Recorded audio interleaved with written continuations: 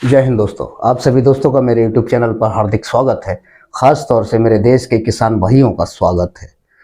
किसान भाइयों के लिए मैंने पिछली बार एक वीडियो डाला था प्याज के भाव पर। प्याज के भाव में मैंने ये कहा था कि अभी फिलहाल के लिए प्याज का भाव सही है। दरखास्त करी थी, निवेदन किया था कि अभी अगर आपके पास प्याज है, तैयार है या खेत में है तो उसे निकाल लीजिए। अभी भाव फिलहाल ठीक है, निकाल लीजिए। और साथ ही साथ मैंने ये भी आपको सलाह दी थी कि 15 या 20 दिन के बाद ये भाव जो है प्याज का, वो अब भाव आपको नहीं मिलेगा।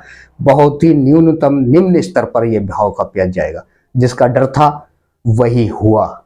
लेकिन एक्सपर्ट की माने तो एक्सपर्ट ने वो सलाह आपको नहीं दी।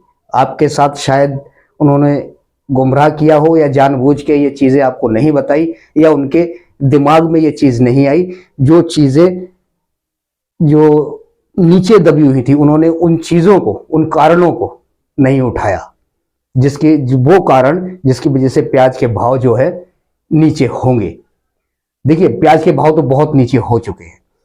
1500-1700 रुपए प्रति कुंटल का हिसाब अभी 15 दिन पहले तक था, एक हफ्ता पहले तक था।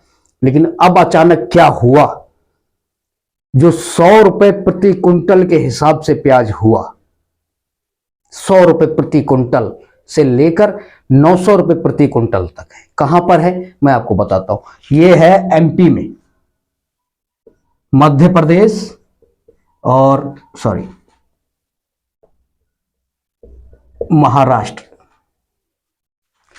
महाराष्ट्र में 1 रुपए किलो के भाव से किसान भाइयों का प्याज बिका है।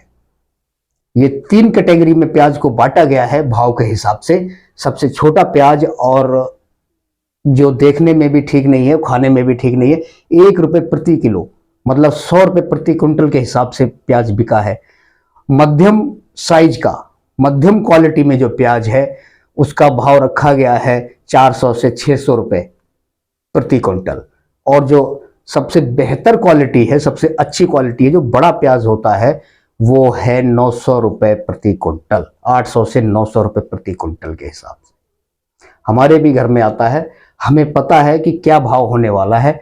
और हमने अब आज कल ही मैंने 10 रुपए किलो के हिसाब से सही प्याज खरीदा है। 10 रुपए किलो के हिसाब से इसलिए क्योंकि जो आम मंडी है, लोग जहां से, आम आदमी जहां से खरीदते हैं 1 किलो, 2 किलो, आधा किलो, वहां का भाव 10 रुपए किलो है। अगर हम बात करें थोक भाव की तो वो इससे नीचे होगा।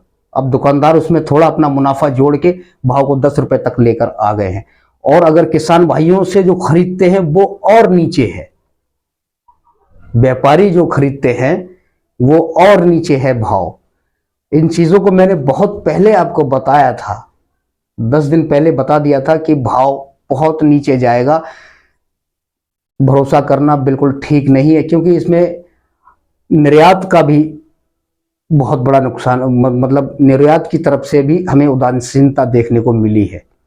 और निर्यात जो शुल्क है वो मोदी सरकार ने 0 कर दिया था। लेकिन 0 होने से किसान भाइयों को कोई फायदा नहीं मिलेगा। उसका फायदा केवल और केवल व्यापारियों को मिलेगा जो निर्यात करते हैं।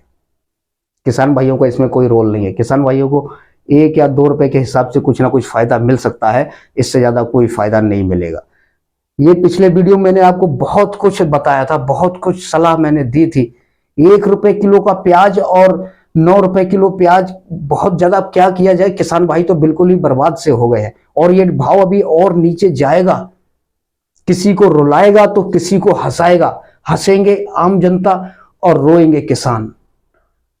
अक्सर देखा गया है महाराष्ट्र और मध्य प्रदेश के अंदर किसान भाइयों की फसलें बर्बाद हो जाती हैं। कपास की ले लीजिए, या धान या गेहूं की ले लीजिए, या दूसरी फसलें, या प्याज ले लीजिए, या टमाटर ले लीजिए। जब ये बर्बाद होती है तो किसान भाई क्या करते हैं, उनका मुनाफा, उनकी जो लागत होती है वो भी निकल के नहीं आ पाती, और उन्हें मजबूरी में रोड पे फेंकना पड़ता है।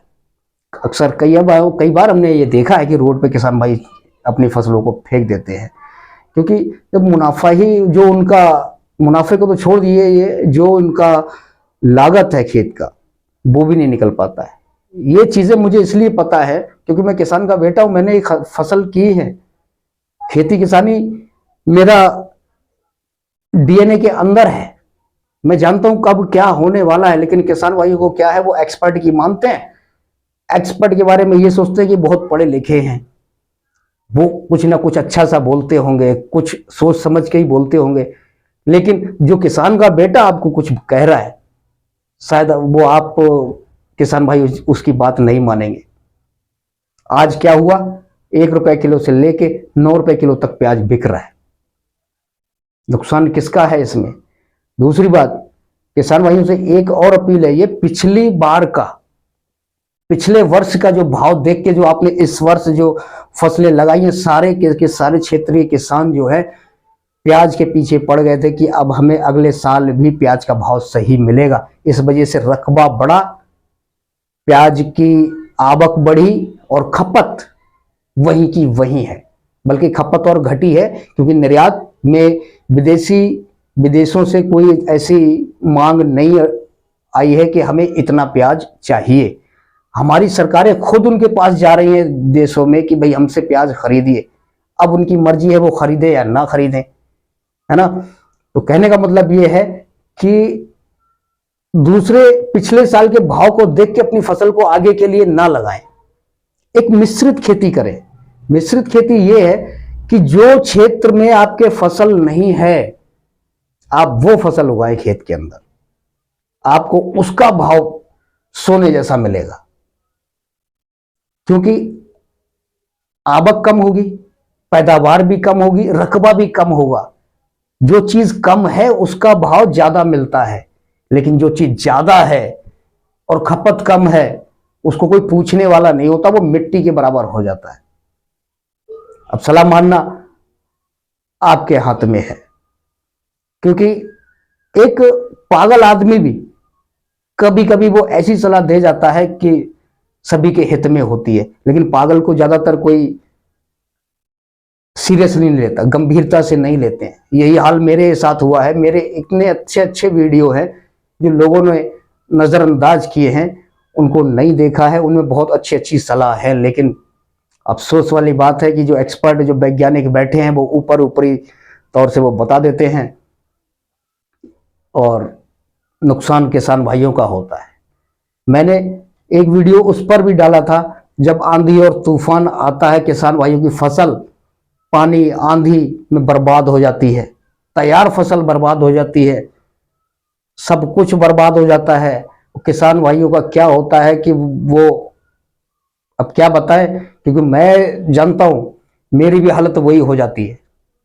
इसलिए मैंने एक तरीका निकाला था कि आंधी और तूफान आने से पहले मैं क्या करता हूं, अपने गांव की फसल 300 किलोमीटर दूर से बैठे बैठे मैं अपनी फसल बचा लेता हूं, पूरे गांव की फसल। आपको हैरानी हो रही है ना? हैरानी नहीं होगी, मेरा पिछला वीडियो देखिए आप, जो मैंने 300 किलोमीटर दूर से बैठे बैठे अपने पूरे गांव की फसल को, तैयार फसल को बचा लिया था, वो तरीका आप देखिए। ठीक है जी, आज के लिए इतना ही। अगले फिर किसी वीडियो के साथ आपके सामने मैं पेश रहूंगा। तब तक के लिए जय हिंद।